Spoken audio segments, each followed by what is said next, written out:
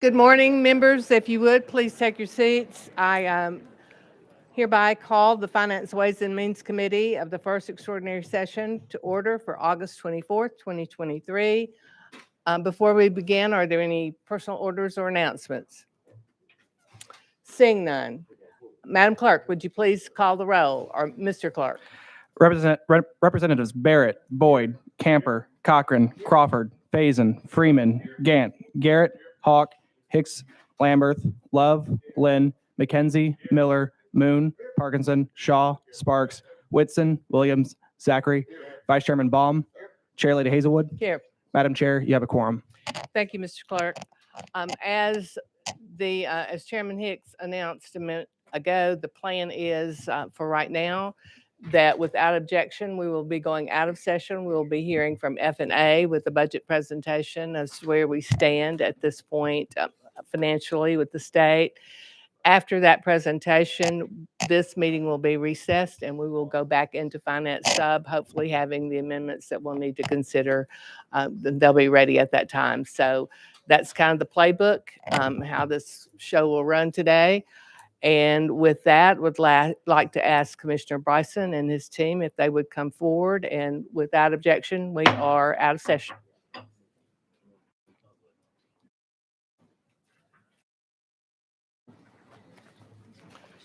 thank you. I lost my question.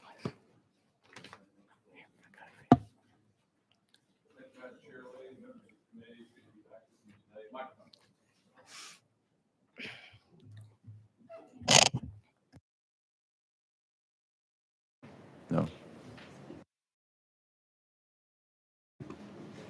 There we go. Is that on? Great. Thank you, Matt. Thank you, Madam Chair, lady, members of the committee.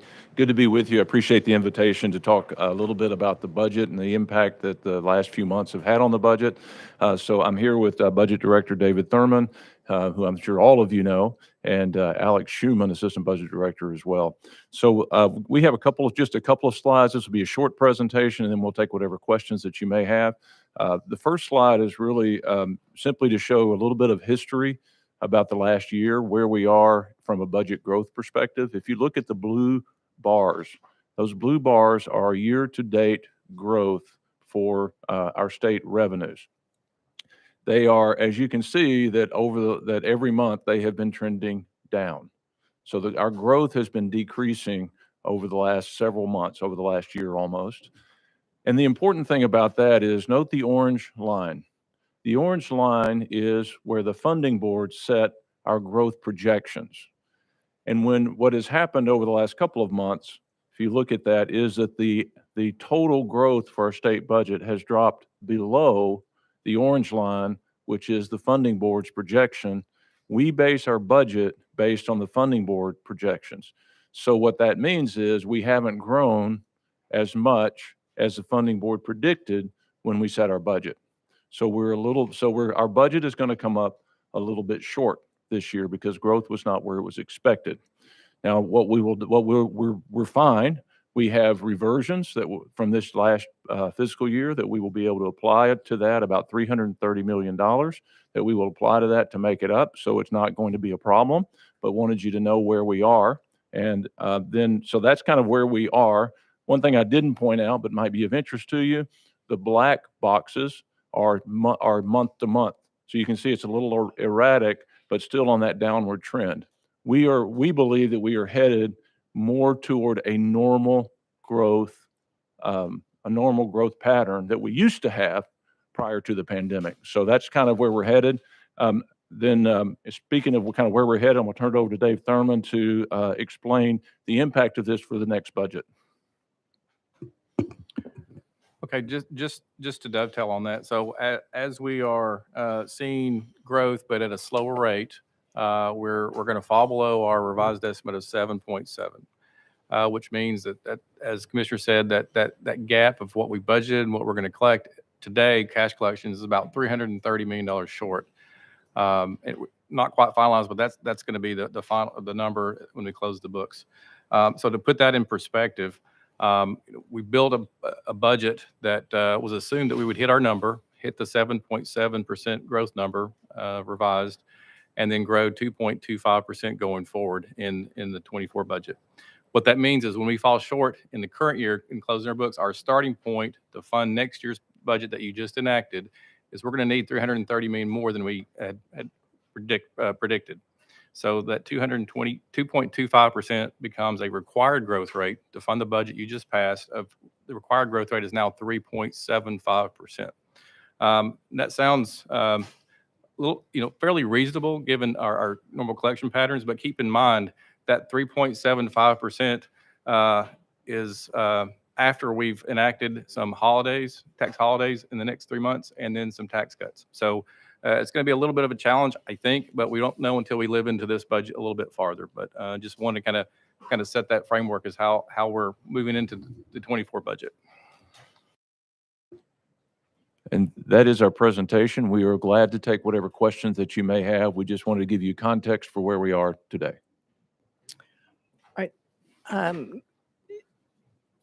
Did you want to speak to the slide there any further, Mr. Thurman, or? So this is just showing that the shortfall under collection of 330 million, how that plays into the FY24 budget. And so we're going to need to collect that 330 plus the 2.25% growth that we had projected in our original budget. Which brings us to a required growth rate of 3.75. That's Is that right. correct? All right. Thank you. I do have some questions on the list, beginning with Leader Cochran. Thank you, Madam Chair. You may have just answered this question, but the question I had for you was what is needed to fill the gap between what was budgeted versus the revenue collections? Is that 300? Thank you.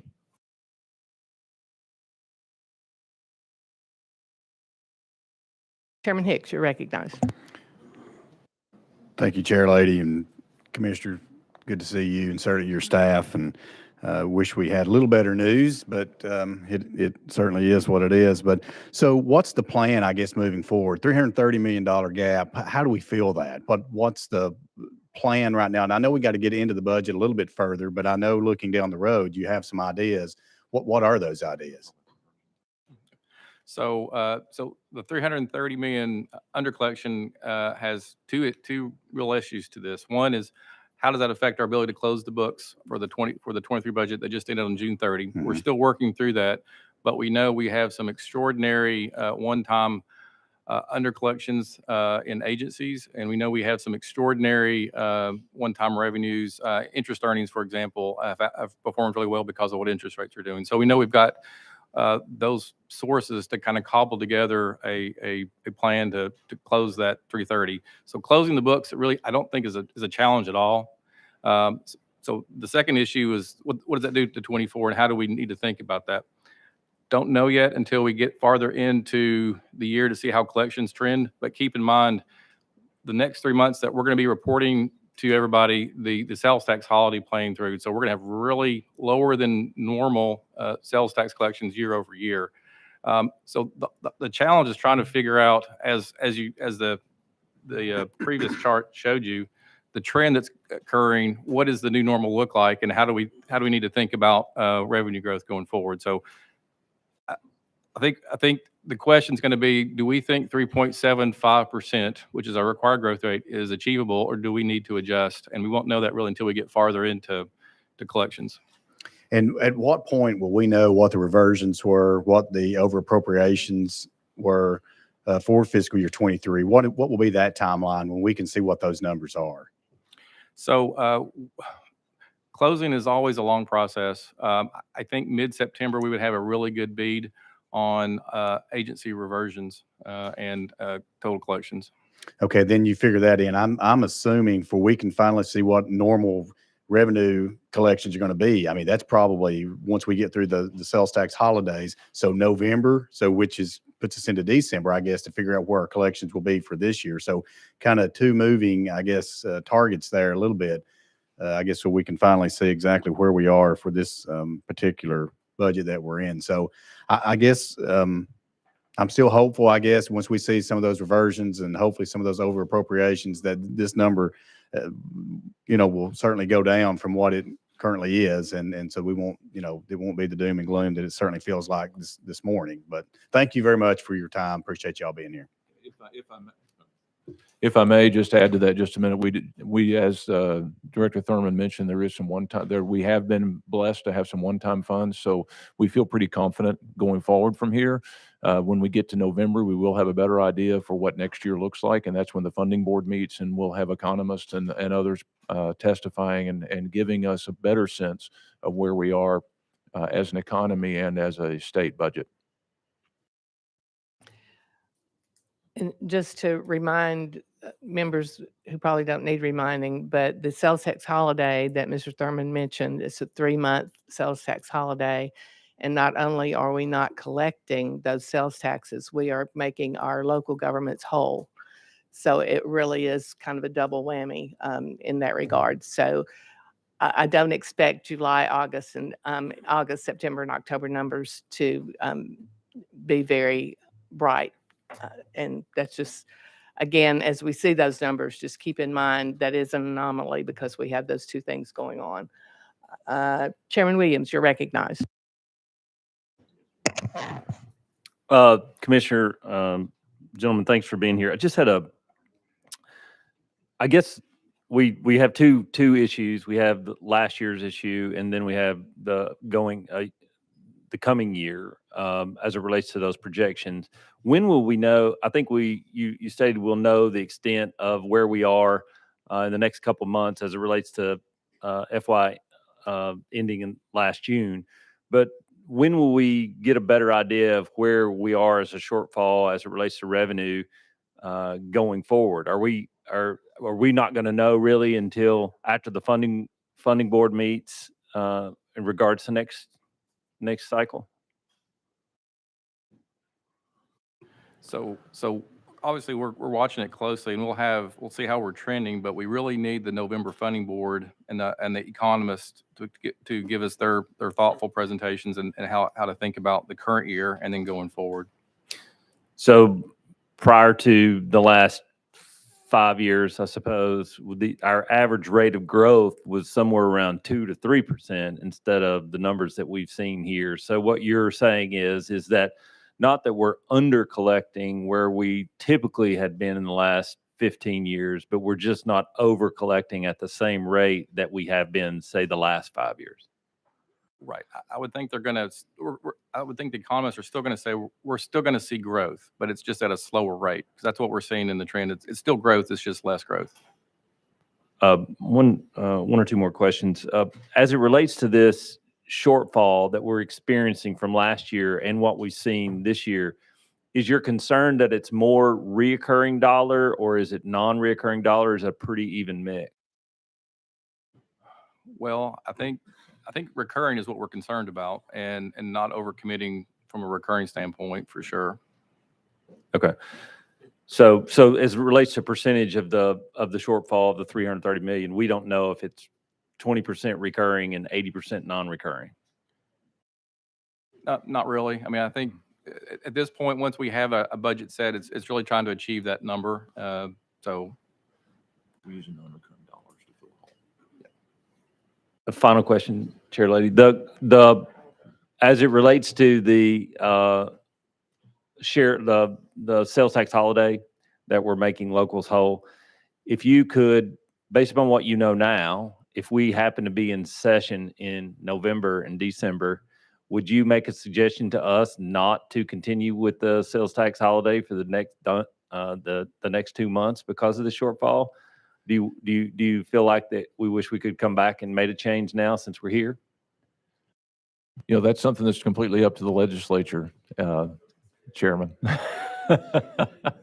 You know the situation where the budget is, and that's a legislative decision. Chairman Zachary, you're recognized. Thank you, Madam Chair. Chairman Hicks and Chairman Williams did ask the questions that I was going to ask related to 24 and 25. But just to reiterate, there is a comfort level in closing out the books of 23. And just looking ahead to 24 and 25, assuming with these questions that were already asked, assuming that we do move back to a normalized growth rate, just quickly, what does that look like for the budget of 24, 25? I mean, does that require us to go in and look at and reduce where we are now? Or, okay. Yeah, if you could just speak to that quickly. Thank you. Yeah, so really what we're talking about here, the under collection is really the 23 issue, and then how it impacts the budget already passed. The budget's already passed. We spent a lot of recurring dollars on non-recurring expenditures, and that's going to be available in 25. So this is not an issue in 25. Chairman Hawk. Thank you, Madam Chair. And I want to go down that road a little bit as well. We've been very cautious to fund some of these capital investments, these non-recurring costs with recurring money. So I think we've been wise in that regard to I don't know percentage of the budget. So I think we all need to be aware of that. Also, can we say that those projects, capital projects, have been funded because they have been in the budget? So I don't want to see there's an expectation of XYZ building going up across the state. We can still expect those to go forward. Is that correct? Yes, Chairman Hawk, we don't, anything that has been budgeted, we don't expect to have to go back and take back out of the budget. We actually feel like we're in pretty good shape generally because we've been pretty wise. You all have been pretty wise in the way that you've constructed the last few budgets when there has been money with because you've spent recurring dollars on non-recurring expenses. So we're not terribly where we are today. We're in good shape. We wanted you to be aware that the budgets that we have had over the last couple of years are not going to be like the budgets we have going forward. They're going to revert more to what they were pre-pandemic. So if those of you that were here and can remember what that was like.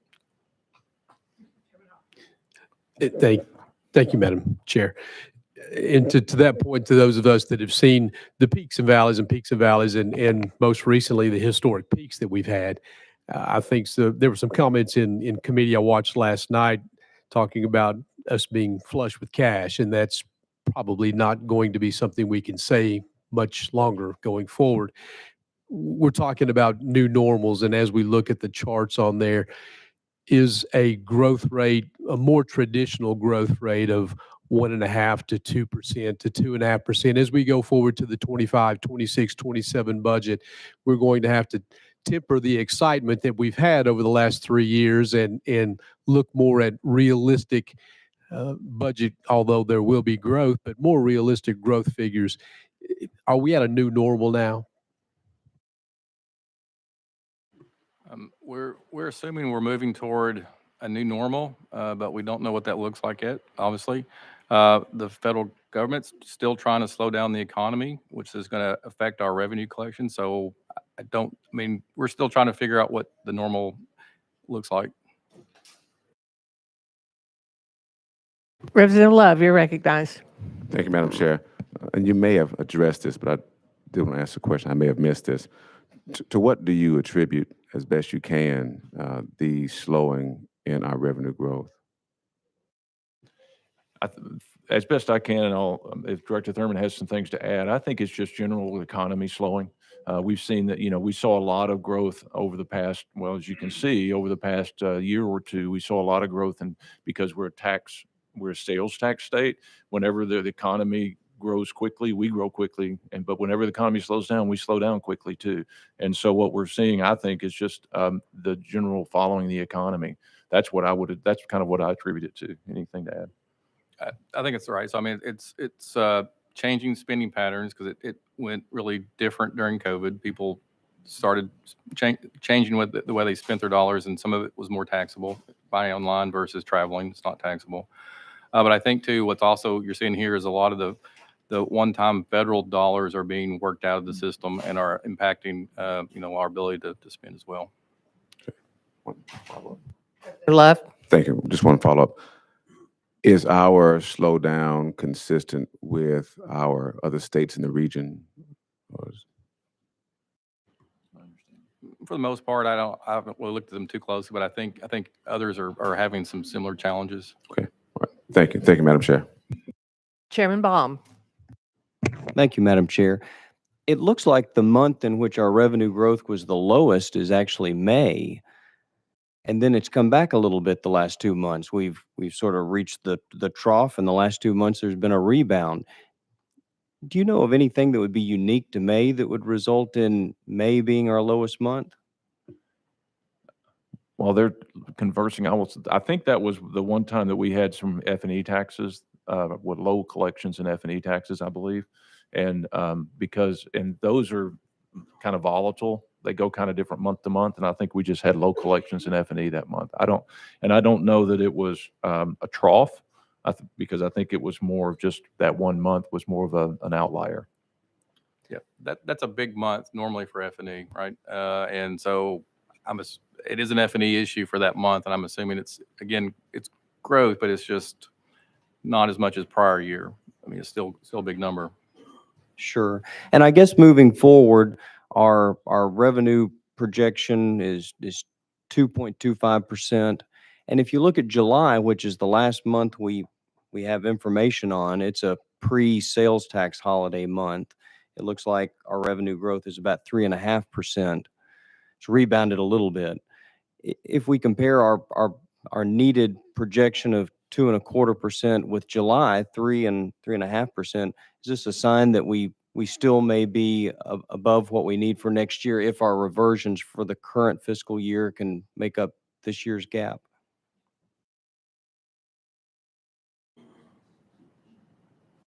I mean, potentially, but we still need 3.75, knowing that these tax adjustments are playing through our collections, or starting to. Okay, thank you. Representative Lynn. Thank you, Madam Chairman. Between Dr. Love and Dr. Baum, my questions were mostly answered, so I'll just follow up. The reduction in F&E collections in May, is it a result of any legislation that we passed, or do we expect that revenue to come in? So F&E is paid quarterly throughout the year based on what they think their liability is going to be, and then they true that up in April of each year. So I think this has a lot to do with some truing up that based on prior payments and that kind of thing. So it's hard. It's a really hard tax to really interpret. Thank you. Representative Shaw. Thank you, Madam Chair. Thank you all for being here. I guess it was, when did we leave? May? We left last May. I've heard everything's been said and understand it, but did we have any inkling 3 months ago that this was happening when we decided to do the sales tax holidays and all the things that we did? Did we have any foreknowledge that this was happening at that particular time? I guess that's why I'm a little bit confused, that we were kind of covered with cash in May, but now things have slowed down. I just kind of need some clarification there. Yeah, thank you, Representative Shaw. And so as you can see from this chart, we do have a little bit of an idea of trends a little bit, but what really happens is every month we get a little bit more information, and every month that you can add another month to it, you understand the trend better. So we have been, as you can see, we had even though there was a lot of there was a kind of a trend beginning to happen. We didn't know how deep it would go or where it was going to end when you all left. And to Director Thurman's point also, we also run a month or so behind. And so so you get to April and we're still trying to kind of pull Marches together, right? So there's a lot that's happened between now and then.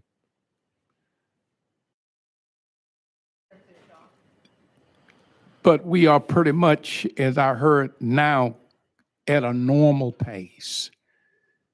We don't expect it to go below where we are now, or in our future, do we expect maybe things to even go lower by the end of the year? Well, as we've talked about a little bit, there will be some impact of the grocery sales tax, right, issue. So that'll have some impact, which will probably pull us down a little bit. But we think, and we'll talk to the economist more in November, but we think we're getting more back to a normal growth. But the Fed could do some things. The national economies could do some things. There's a lot of unknowns. The further out we go, the more unknowns that we have. but we believe we're headed back to more of a normal growth rate of the 2 to 4% range. Okay. Last question. You brought up the feds. Do the monies that we've been collecting from the feds in our normal stream of things, do we foresee that changing over the next few months, or is that going to, in your opinion, remain about the same? Well, it's continued to slow down, right? So one of the reasons why we're seeing this decrease is because that we're seeing some of these with it is federal monies have slowed down. And I would expect that would slow, but I don't know that. Do you have any? All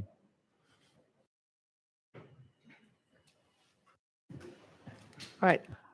I don't have any further questioners on my list. So Commissioner Bryson, Director Thurman, thank you all for your presentation and for just making sure that we are mindful going forward as we come back here in January and start building the budget for the next cycle.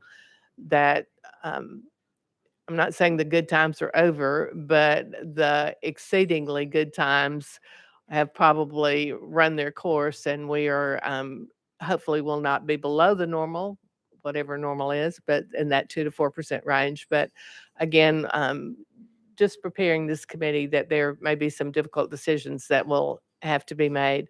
Hopefully, when we come back here in January, we will not be having to adjust this year's budget. But again, all of those things remain to be seen. Commissioner Bryson.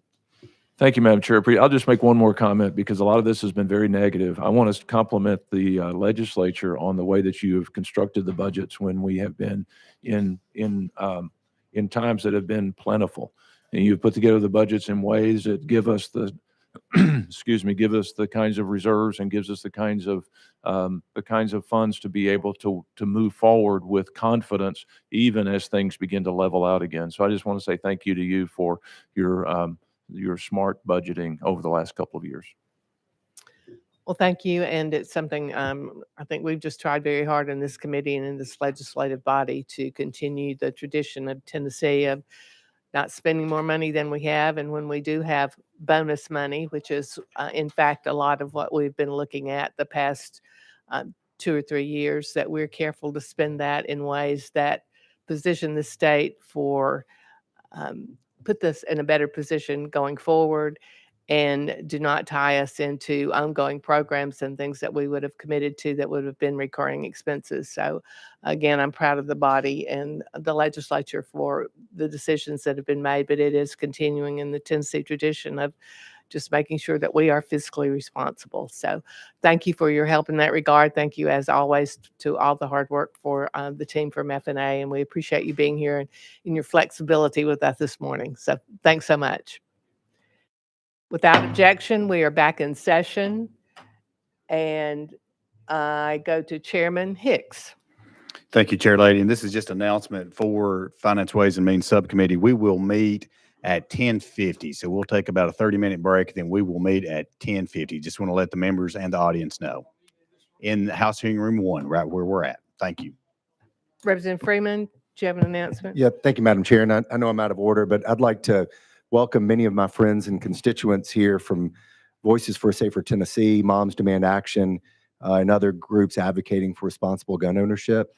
And I want to specifically thank Chancellor Ann Martin for allowing you to recognize and your First Amendment rights of free speech. So thank you for being here.